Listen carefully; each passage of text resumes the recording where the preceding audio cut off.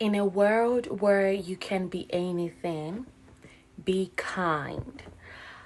I say kindness, not nice, not being nice, because kindness comes from a place of genuine care and compassion.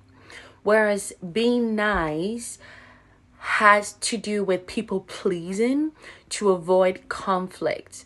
Therefore, it will be harder to communicate how we genuinely feel about something or about someone, especially if we think that thought or that feeling is going to bring about some discomfort or some conflict.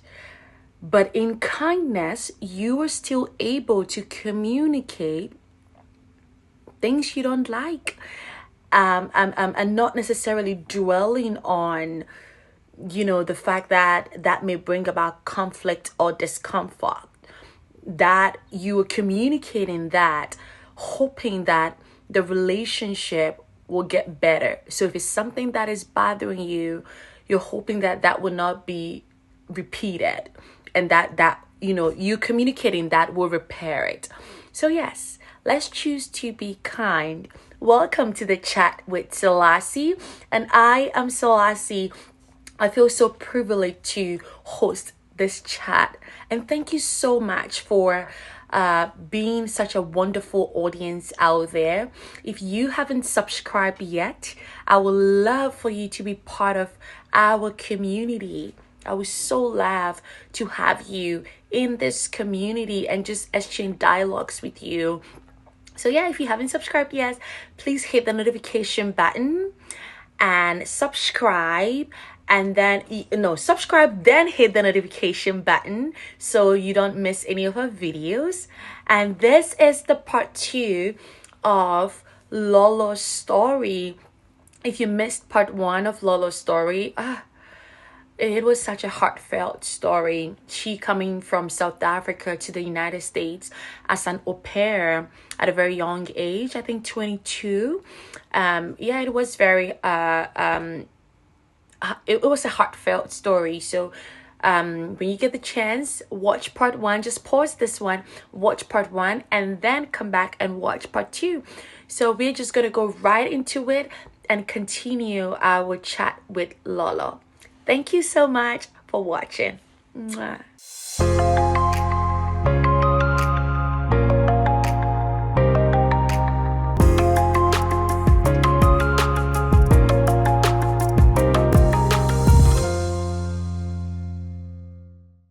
Fast forward to you being the family asking for a rematch. Now, first of all, they had only one child, right? So why did they need a second au pair? Because they were busy, and the other au pair had about 2 or 3 months left of a contract. So gotcha. they were like, "Oh, we just want you to be here so she could teach you," which, yeah, I didn't see a So it will problem. be a smooth transition.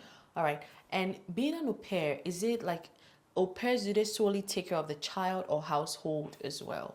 You're supposed to just take care of the child's needs, but we end up doing so much more just to fit in as the family. You just Just to want to, please the family. yeah, but which is in the long run affects you, or they now stop doing certain things because they expect you to do them, or they'll just stop. It's a thing of, I'd leave on Friday and the house is clean. I'll come back on a Monday and it's all upside down, and they expect you to What do you clean mean you it. leave the house? Because you stay in the house. There isn't like I'd go to my room on Friday, I would knock off, leave the house clean. But I'll still be in my room, but then I know that I've left the kitchen, yeah, clean. So you'd come back on a Monday, the house is upside down, and you expect it to clean because they'll be like, oh, the children were sitting in the lounge, or the children were doing this. And But that wasn't on your duty. yeah, it wasn't, but then But for they'll the still sake leave of the peace, dirt for you. yeah, so for the sake of peace, you do it, or for the sake of not being kicked out, or because you never know.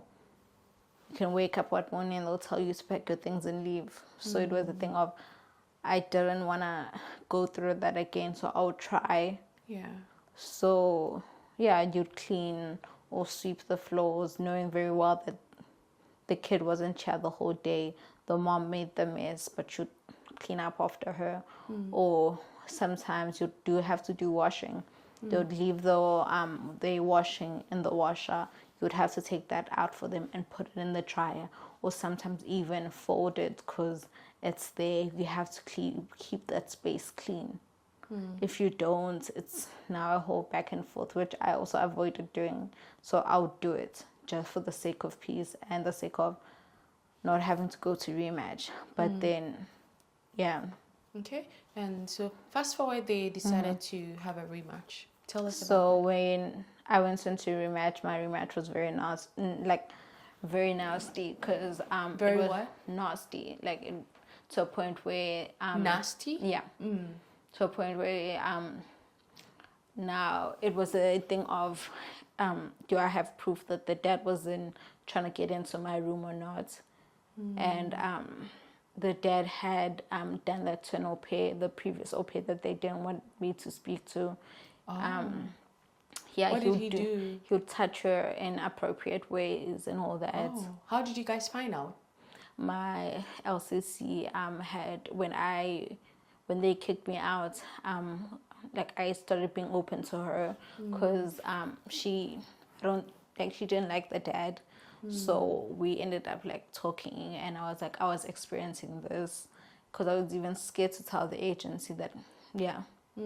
So she was like, no, there was another au pair before the au pair that was in the house that happened to her, that he would touch her inappropriately and all that. And they had won because it was her word against them. And at the end of the day, sometimes the families win. Yeah. And then I had stayed with her for a month. She was with who for a my month? LCC. Oh, you stayed with your manager for a month? Yeah. In their home? Yeah, which was so nice. She was like, I shouldn't rush into going to rematch, to a point where she was like, why don't you just go to school? I can help you. But I was like, I'm not ready to go to school. I feel like I still can give this a try. Because my family had a thing of, do you trust her? Is she going to help you? But I'm like, I'm living in her house and she's a very good person. And yeah. So I stayed with her. Then a month went by. Then she helped me find the family that I'm with right now. So, because with them, I was just excited that, oh, they've hosted before. They've had many au pairs. So even though all this went on, you still had hope of finding a good family. Yeah, because I still wanted to live in America, and I still wanted to achieve the things I wanted to achieve. But then, I just gave them the benefit of the doubt, and I was like, oh, they have hosted before. I guess they're good families. And the mistake I made was not speak to the au pairs. It's just that I took it with, oh, they've hosted before. They've hosted for more than 10 years, so they know how to treat an au pair. They know the program rules. They know what makes au pairs happy. And with the second family I had to work weekends, which I wasn't happy about. And and I was a person who liked having split schedule.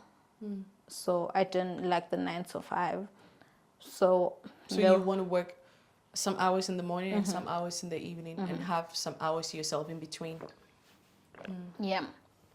So they offered me that, and I was getting my weekends off, and I had a car. And they gave you a car. The current family you want. Yeah, and all my families gave me a car. It's just that I was working weekends, and the first family was a 9 to 5 or a 7 to whatever. And I didn't like that schedule. But I didn't know much when I got here. I felt like everyone just works at 9 to 5. Yeah. So and that I was just taking care of a 3-year-old, and the other 2 kids, they weren't much of my responsibility because they could do things themselves. Which is the current family? Okay. Yeah, so shame. They are a great family. It's just that the kids are too much for me to handle. The 3 kids? Yeah, I thought you said you only take care of the 3-year-old. The 3-year-old, but then we end up in the same house at the end of the day. So it was a thing of they kind of rude, and it was How old just are the older kids? 12 and 11. Oh yeah, they're older. Yeah, so I had a challenge with them because, yeah, it was just, yeah, they had an opinion, and I wasn't used to kids having an opinion in that way. And yeah, just having a back and forth with them being rude and watching them being rude to their parents, which was a bit hard for me because I was like, ooh, that's not what we do at home. And I don't know, it's just that I felt like I just wasn't connecting with the kids. And I was just connecting with the 3-year-old. We got along, and I've met your 3-year-old. The yeah, 3-year, she's actually very lovely. yeah. So, and it's just, I don't know. Also, like, I had let them know that don't expect me to come and hang around with you. I'm just not that person. I like my space, and if you do see me going out, like, I want to be around my friends, because, yeah, like, I have a sense of home when I'm with them, because we're all in this together and we only have each other. So, yeah, I'm going to spend time with them. So how long did it take you from when you came until you found this great family? It took me a month. Yeah. In total? Okay. So how long were you with the second family then? For 3 weeks. Okay. So, yeah, the family is great. It's just that I feel like with the older kids, it's not working out for me. And to a point where they're now leaving the program because the kid is now going to full time and they no longer need my help. Oh, the 3-year-old is going to school full time. So now they don't need an au pair. Yeah, so with that, they now had brought up issues of, oh, we don't think that you're good fits. But could they have not leave the program without having faults with you? Yeah, that's my thing of why do you now have to bring up things? Why couldn't you tell me that 6 months ago that you didn't like certain things that I did, or how I handled, or how I drifted away from your older kids? Like, why couldn't? Because when I got there, she was like, "Oh, just don't mind them." Yeah. If they give you trouble, just leave them alone. We'll handle them. Which I did that, and But wait, my question is, could they have left? Like, okay, now our 3-year-old is going to school, so we really don't need an au pair. Could they have told the agency that and just dropped out of the program? Or are they now bringing up issues they have with you because they want their money back? Like, what is the whole point I of feel like it's because they want their money back. I'm not sure what's the reason behind it, because I was a point where I had to like beg, but then it was like, what am I begging for? For them to stay, and then what then? Because if I now beg, they're gonna ill treat me because they know that, yeah, I'm scared of going into rematch again. So I don't know what's the story So how long have you behind. been with them now? For 6 months. 6 months. Oh, so this is the longest family you've been with. So, yeah, and I always thought that things were good because they've never had complained or anything like that. So it all came as a shock to me when they told me, "Oh, we leave in the program." When they said we leave in the program, I was like, "Oh, okay." Then they were gonna let me finish my year, and I was happy with that. But then it was just so weird of how they now had to bring up complaints and all that. And when was like, actually, I also have complaints with your older kids. They do this and that and that. And I feel like she didn't take that well. And she was like, "Oh, I don't think that you're happy. Actually, you have to leave now." And I'm like, "But you here complaining about me." When was the year going to end? In December. And now they say you have to leave now. So what is now? What is the definition of now? Next week. Oh. Like, my last day is next week. So it was there, and it's like, but you're bringing complaints. Why couldn't I bring my complaints? Because we're trying to sort this out. And she's like, why have you been quiet so long? And I'm like, but then I could handle it. And I can tell you that, oh, so and so did this today. It's not like you're gonna do something about it. To a point where the child was drinking alcohol, the alcohol that I would buy, and I would tell the dad, and like, I don't know. How old? Which child? 12. The 12-year-old was drinking alcohol that you had bought. So I had panicked that I was going to get in trouble, and I didn't feel like they did much about that. And I was like, then what's the point of me complaining to you if you're not going to take the alcohol thing so seriously? So, yeah, it was that. And I don't know, she had so many things to say, and I don't know. I was like to her, then she's more than welcome to do whatever she wants. Because I've played my part, she's played her part. I'm not saying I should have spoken up more or said more things or had spent more time with the kids, but then they didn't care about me. So how do you force a relationship where you see that they're not interested? Yeah. So she would be like, oh, you're not making enough time. I'm like, but then they don't want to hang around with me. So what am I supposed to do? And she's like, no, just keep pushing them. I'm like, but how? And I don't know, I just felt like we are au pairs, but then we're expected to be parents to these kids.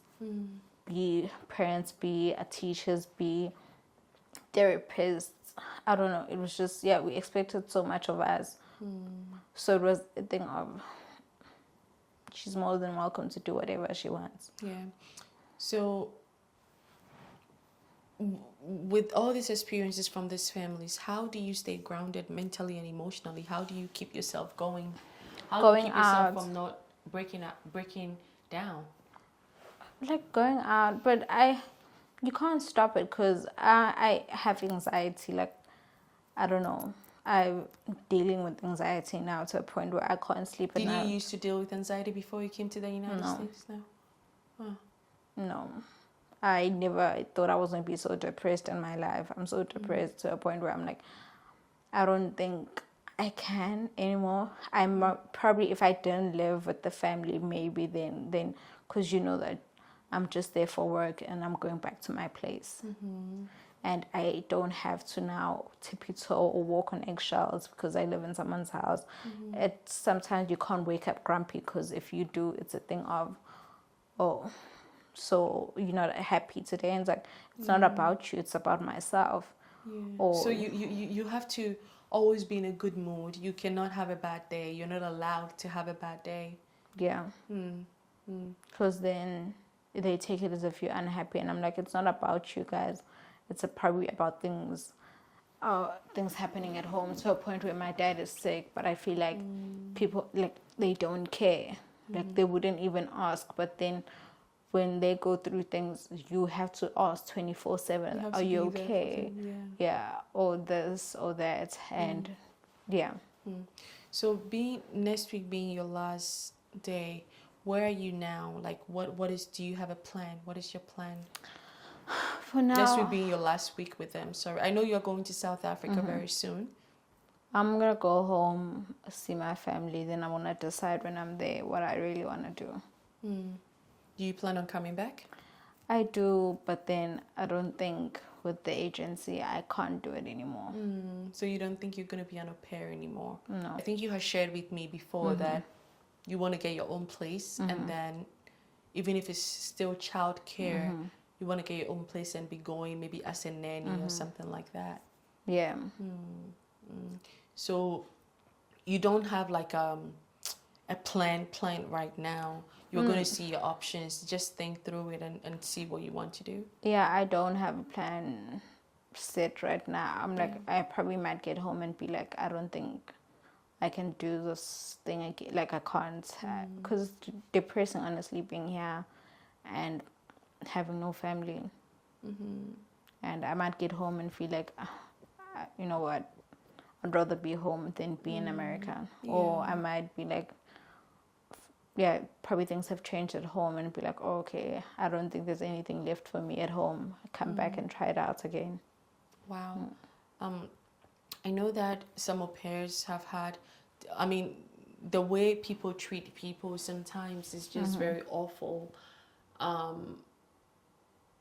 We hope that it could be better, you know? And I Yeah. know that some au pairs have also gone through, I've heard some other, horror stories Story. as well. And it's just so sad that we don't have control over other people's actions, right? We only have control of our reaction. And so I'm very proud of you for even, yes, sticking it through, but more importantly, I'm proud of you for admitting that I don't think this is for me, and not just think about the money and, this is America.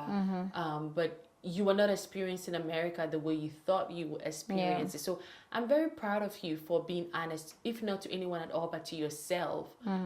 That yes, America is a good place to be, but my experience hasn't been very positive, and I don't think that the path that I'm going is something that I want to continue on. So yeah, that is standing up for yourself, and I'm very proud of that. That you chose that and you're giving that to yourself. Do you have any things to tell, like how to encourage au pairs out there, or even families out there that have au pairs with them? This is your camera, do you have anything to tell them? For au pairs, first of all, I feel like the agencies should do better in supporting au pairs, because we have no one but ourselves, and they had brought us here. So I feel like we are just thrown there to figure things out ourselves. Because I have a friend that was beaten up by her host mom, to a point Are they allowed to do that? The agency was like, she was not allowed to speak about it. She has to hide it. So it's a thing of, I've never been beaten in my country. Now this is happening here in a foreign country, and you don't support me with anything else, but stand with the family. So I feel like the agency should do better. And for au pairs, like, if it doesn't work out for you, leave. You have nothing to lose, honestly, because at the end of the day, these families choose themselves, and you should also choose yourself. For families, I don't know, they should do better in treating people. Honestly, it's really hard living under someone's roof and having to follow the rules. Yeah, they should do better. I'm so sorry to hear that you've okay. gone through this. I hope that you find a path that works better for you, something that brings you joy, something that makes you happy, something that makes you feel really loved and respected. Yeah, I hope for that for you, that as you're going back home, that whatever you decide to do, wherever you decide to live, whatever career path you decide to, embark on, I hope that you trust that you've made the right decision. And if that doesn't work, you change it. I strongly believe in trying it out, and if it doesn't work, you change it. Don't let fear of what people will think, or the fear of failure, I feel like that happens to all of us, hold you back. When you get the opportunity to start afresh, take it and run with it. Yeah, thank you. So thank you so much. Before we end, I get to ask you 2 questions. Yeah. There's a game we play where I get to ask you 2 questions. So I get to ask you to do something, and then you get to ask me 1 question back. The rule of the game is you cannot say no. You can only do as you are asked, or you can ask for a different question, or every direction. Okay. The first thing I want to ask you: what makes you feel respected and loved? What makes me feel respected and loved? I don't feel like people respect me that much. But yes, but if you had the chance of telling someone that this is how, or this is what makes me feel respected, when you do this, it makes me feel like you respect me, or in order for you to respect me, I need you to do this. What makes you feel respected and loved? Firstly, just knowing that I'm a very quiet person, like knowing that I'm very reserved. So not being, I don't know, like not overstepping my boundaries or I don't know, not because I feel like people take advantage of who I am. So Of how quiet you are. yeah. So and how kind I am. So I feel like if that was respect, like that, I feel like if people didn't do that, I feel like that I'd feel like respected in that way. So what I'm hearing is that when people accept you the way you You are, are. that makes you feel respected. Yeah. When people accept your boundary of, I enjoy my space, I love being in my space, I'm not really an extrovert, that makes you feel respected. When people do not take advantage of you, Yeah. that makes you feel respected. Okay. And how about what makes you feel loved? Just being showing that you're there, showing that you care about me, showing up, because that's who I am. Yeah, I'm not perfect, but then I do show up For others. What is your definition of showing that you care? What is your definition of someone showing that they care, showing you that they care, or showing up for you? Because that could mean just something different for calling. everyone. I don't need much calling or being like, oh, hey, I'm here to come and see you, or yeah. So people calling you. Yeah, and just popping up and checking that I'm still okay. I don't need you to spend millions on me to show me that you love me. I see. So words of affirmation. Yeah. Is that something that makes you feel? Would you say that is your love language? Yeah. Okay. Good. The second thing I want to ask you, I want you to. South Africa has very beautiful songs. I want you to sing something very short for me. Oh my God. I know you. So I know you're not a singer, but that's the whole point. We Um, want something funny. We want something fun. We want to enjoy. We have poured out heavy feelings, and I Yeah. want us to end on a happy note, if that is possible at I don't all. know. This I can't sing, but then there's a song Vulindlela. Yeah. Yeah. What's the song again? Vulindlela. It's as if feel like I've heard open it the before. gates. Okay, Something good. give us something little. Just give us just give us a line or two. I can't sing. No, So when you open your mouth, something will come out. soon as I can't. This is your camera singing to me. So let's see, make me Wait, taking a deep breath. Taking a deep breath. Let's breathe in. Out. Again, breathing. And out. And one last time. Whenever you're ready. So let's I can't sing. No, that's the whole point. Like, you don't have to be a singer. You don't have to know how to sing. Just give us a line or two of a song that you really enjoy. Share South Africa with us through music. I don't know. It's Vulindlela where mom go. Yeah. I think I know that song. Vulindlela where mom go. Yeah. Yeah. Yeah. Yeah. I really love that. I think I actually danced on that song when I was in middle school or high school or something. I really love that song. Yeah. Anyway, your turn. You get to ask me one.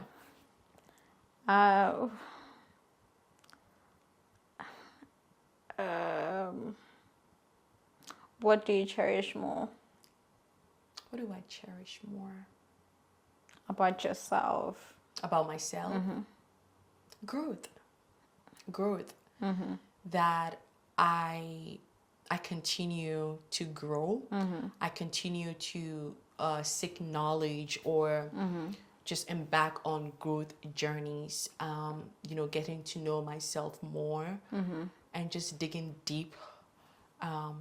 So in one word, I would say growth. I cherish growth. Oh, okay. Yeah. Well, Lolo, thank you so much for your time once again. And again, I'm sorry to hear all the, negative experiences you've had. But one thing I've also learned in life is that when things happen to me, I don't only walk away with the hurt. Yeah. I sit and ask myself, what has this taught me?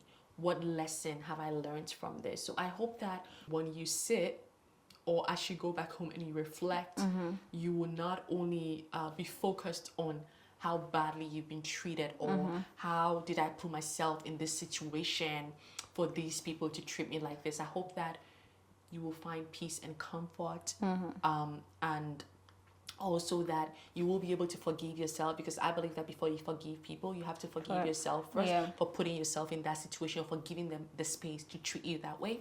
So I hope that you're able to forgive yourself eventually and forgive those people, right? Because people cannot give you what they don't have. Yeah. So if they don't treat themselves well, or they don't think that you're worthy of a certain treatment just because of lack of knowledge or whatever, they treat you, horribly. So I hope that you're able to find that peace and that comfort and be able to eventually forgive, whatever the time frame looks like to you. Yeah. And again, I wish you all the best in any decision at all you make. Thank you. Yes. So thank you so much for watching to the end. If you did, I think this was a beautiful episode, because this is a personal story. This is not a generic story. This is a personal story that Lolo just allowed herself to be vulnerable, to share her story with us. I hope that you share. I hope that you subscribe. I hope that our content resonates with you again, and that you become a part of this community. We would love to have you. I hope that you click the notification button so you don't miss any of our videos. If you are out there and you are an au pair, or just whatever career you have going on, that you have to deal with human beings, sometimes dealing with human beings is very hard. And a lot of the times, people cannot give you what they don't have. So if they don't have the level of love with which you operate, they are not able to give that to you. So I hope that you just treat yourself with grace and treat them with grace. And if something is not serving you, remember, I am always an advocate of leave it, let it go, and only surround yourself with things and people that serve you. This is the Chat with Selassie, and of course, I am Selassie. So I feel so privileged to be your host. I hope you have a great week, and stay beautiful, stay graceful, and love yourself. Mwah.